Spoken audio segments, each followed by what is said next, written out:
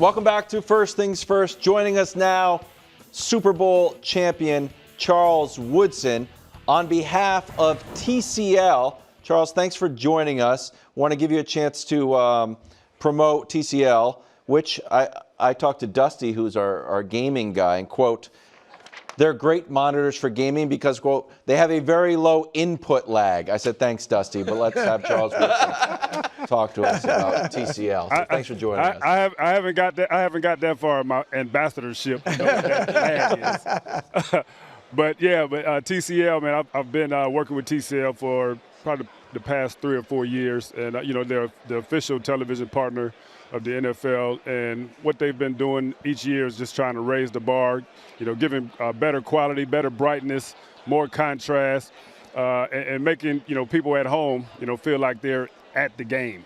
So TCL has done a great job with their partnership with the NFL, and I got TCL televisions all throughout my house, so I'm happy to be a partner with them. Dusty wants one, he said. Well, he was great. He's like, listen, maybe Charles, you gave them the input lag thing. Maybe they'll send us one. All right. So I'm going to read 7 names here: Troy Polamalu, Charles Woodson, Peyton Manning, Calvin Johnson, Joe Thomas, Darrelle Revis, Julius Peppers. Those 7 names are the only first ballot Hall of Famers in the NFL this decade. It's those 7 guys. You're one of them. So it's a pretty good list. It'd be a pretty good team. I think solid. They do well. Yeah. The Hall of Fame's in the news, obviously. And the big news is Bill Belichick won't be a first ballot Hall of Famer. I'm curious to you as a Hall of Famer how important that distinction of first ballot was to you and your thoughts on what is, the news of the last week regarding the Hall of Fame.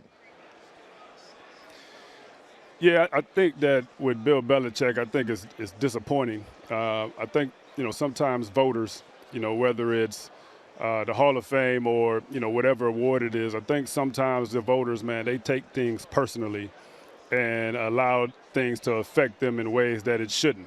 You're a Hall of Fame voter. You should vote on what a guy is doing on the field or what a coach has done.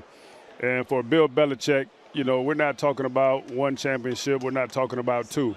We're not talking about 3. You're talking about 6 championships. So whatever gripe you have about a Spygate or whatever it may be, if he was cheating, then you know what? He's really good at that and making it count during games, because there's a lot of people that cheat or try to cheat, and they don't win as many games as Belichick has won. So I think it was, I'm pretty disappointed in the fact that it went that way to whatever voters decided not to vote for him. And if I could just, for you personally, you're a humble guy. Oh, it's the first ballot. Yeah, very, very important. Yeah, I think, to get into the Hall of Fame, of course, everybody would love to do that. But to be a first ballot Hall of Famer, that puts you in another category. When you talk about trying to be the best at your position, trying to be a part of great teams and trying to get to championships, you got to go out there, man, and you got to make plays, and you got to do it over a long period of time.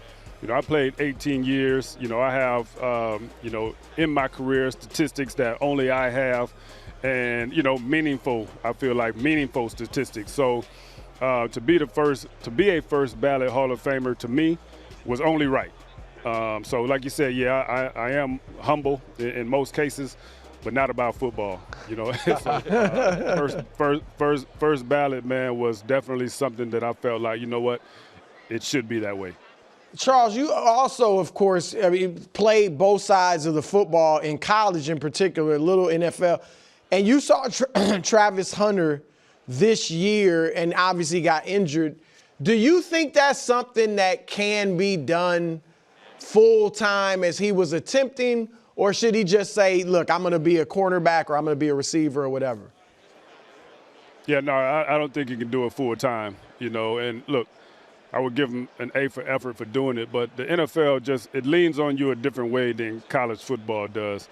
And for him to, if he was, going to try, to play both ways, I think he would age in dog years, and I don't think his career would be very, very long.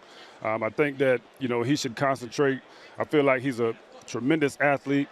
great with the ball in his hands, very, very athletic.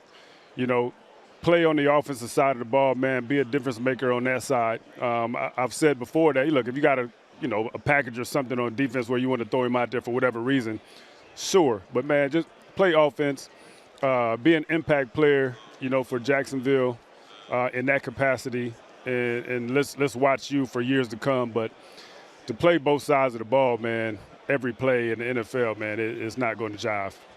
Charles, a few years ago, I did basically my own, almost like doctoral thesis on all the Super Bowl champions, and I started to see a commonality in them. They were great defenses. And I said, you know what?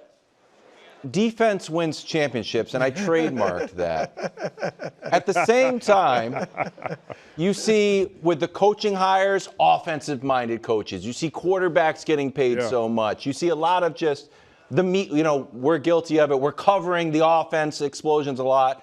But when it's all said and done, the Patriots are top 4 scoring defense. The Broncos were up there. The Texans were up there. The Seattle might have the best defense.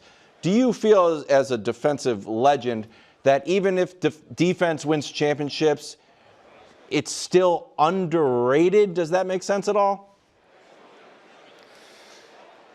Yeah, I don't know if I would say underrated, because I look at, when you look at the game, and if there's two teams playing and they put up a bunch of points, you're going to need at some point one of the defenses to step up. But for the whole game, they've been running through the defenses. So as soon as a defense makes a play, they're like, oh, defense wins championships. So not necessarily underrated, but you're going to need some guys, on your team that can live up to whatever moment that you're in. So if you do need a stop, then, for, like, you look at Seattle right now, bringing over DeMarcus Lawrence, from the Cowboys, in the way that he's played this year. He's been a guy that's made plays for the Seattle Seahawks in moments, when they've needed it. Leonard Williams, of course, all year, he's one of the most dominant defensive players in the game. And when they need plays, when they need a sack, he's a guy that makes a sack, even though during that game a team might have put up 27 points on him. So in moments where you need it most, at the end of a game, your defense has to step up. And so I wouldn't necessarily say underrated, but you just need, at some point, somebody to step up and make a play. What should the Patriots' approach be with defending JSN? They have a great individual corner in Christian Gonzalez. And, there's one school of thought, which is our best on your best, not to be at a numbers disadvantage elsewhere. The other school of thought is use Christian Gonzalez on Cooper Kupp, double JSN, with 2 other guys. How would you, if you were going up against someone like JSN, how would you want to approach it, and how do you think the Patriots should? Yeah, I think in this situation, man, I think that you got to use it all. I don't think you play them one way. You don't have to say, hey, Gonzalez, hey, you got to go against JSN the whole entire game. If he's on the outside, you got to go on the outside. If he's in the slot, you got to go in the slot. I think that you mix it up. I think what you just said is at times you're going to have Gonzalez on him, and you're going to say, hey, you got him by yourself, and we'll play whatever defense we have around it. Sometimes you're going to play, and you're going to double him with Gonzalez. But then at times you're going to put Gonzalez on someone else, and then you're going to double him with the other guys. And that's the way, you have to approach the game, because you got to throw this team, you got to try to put them on their heels. You got to make them try to figure you out as a defense. But if I always know that I have that one guy on JSN, then I can, call my game certain ways on the offensive side of the ball. So mix it up, man. Don't be one-dimensional as a play caller, and make them try to figure you out. Charles, one of your teams has been really struggling badly lately, and that's the Raiders, of course. So can Klint Kubiak and Fernando Mendoza turn that thing around? Well, here's the thing. I've been saying this all day about Klint Kubiak, and, what, has me excited about him is there was a couple of plays last week against the Rams that I thought, when you talk about play calling and you talk about game preparation, the play with JSN when he was in the backfield, you saw Shaheed run the post.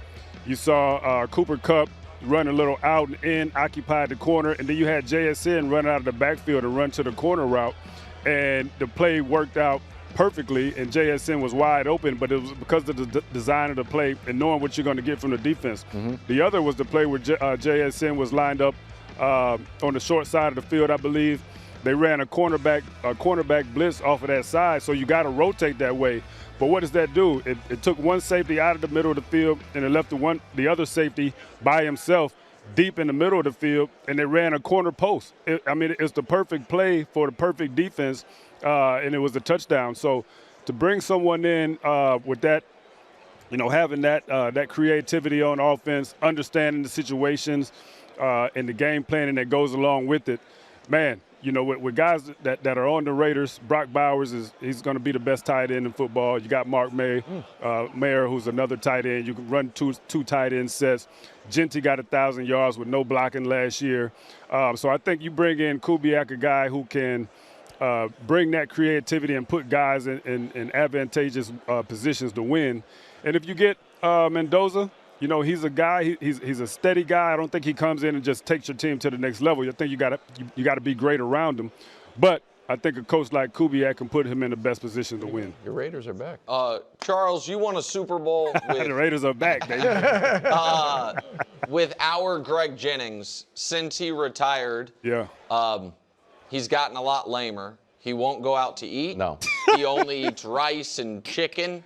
He fancies himself a professional bodybuilder. I'm curious if you could tell us an embarrassing back when Greg Jennings was cool story. With a goatee. Well, all I remember about Greg is, during our Super Bowl run, they had all these, little things on the internet. He put the team on his back. Oh, yeah. And Greg Jennings, he was the man. I tell you, one story when in the Super Bowl, he broke my collarbone right before halftime, and I'm in the locker room, and once I saw the X-ray and saw that my collarbone was broke, I wasn't going back in the game. I went into the to the restroom in the stall, shut the door, man, and just was sitting there bawling. And the first person that showed up in that stall, opened the door up, man, was Greg Jennings. He got on the knee, man, prayed with me, man, and then he went back out. So I always appreciated that about Greg because he found me. Nobody knew where I was at, and he found me in the bathroom. And then they went out there and finished the game and got the Lombardi Trophy. So I always appreciate my man Greg. That is a great story. Not an embarrassing story, just another story that makes Greg Jennings seem awesome. I'm kind of the opposite of what I was looking for there. I'm not here to embarrass anybody. No, it's really nice. All right, Charles, before I let you go, do you have a Super Bowl prediction? I know how this is going to go. Gosh darn it, I could tell when he started talking about the Seahawks. Yeah, I got the Seahawks 30. I got the Patriots 14. Only 14? Wow. Ouch. Wait, Christian Gonzalez. Check mark, bro. Sorry, that's definitely a point. That's definitely a point for the Seahawks. My gosh. They're not the team of destiny, Wild. That doorstep of destiny going to get destroyed, right? The doorstep. Thank you, Charles. Thank you. Enjoy the game. Man. All right, man. Appreciate it. Right back to the Super Bowl. Drake Maye, what's his deal? Guy's undefeated, playing in the Super Bowl, might be the youngest guy to ever win a Super Bowl, youngest quarterback. Also been dropping the ball on the ground, not completing passes. Yeah, it's been snowy, but gee whiz. Come on, man. Here's his numbers, regular season compared to the playoffs. Don't show that. What a disaster. Why? That's not fair. Whatever we do, don't show regular season compared to the playoffs. Yes, I can do that. What? Okay. You're going to spin it. I got to hear this. I want to hear how you're going to spin it. All right, so Dusty doesn't want to show this because you're because I'm being fresh, as you would say. Okay. Do you think his... You're going to spin it, though. Yeah, I'm going to spin it when we have the conversation. Yeah, go ahead. Okay. No, this is going to be like Nolan Ryan here. Yeah. All right, do you think his playoff struggles have been overrated or overstated? I mean, no, and I'll fight a three-front war, I guess. I think they've been understated. I think Drake Maye is awesome.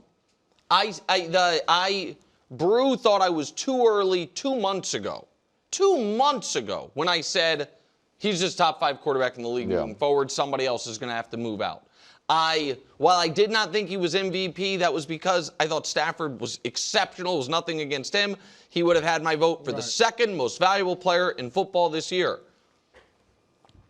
And I think he's been mostly mediocre to bad in these playoffs.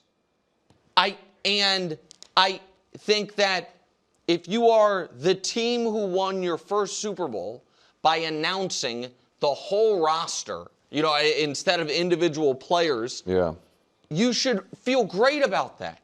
That you have been able to get here despite the fact that the best player on your team is playing his worst football of the year. And I don't necessarily think it means he's going to play poorly in the Super Bowl.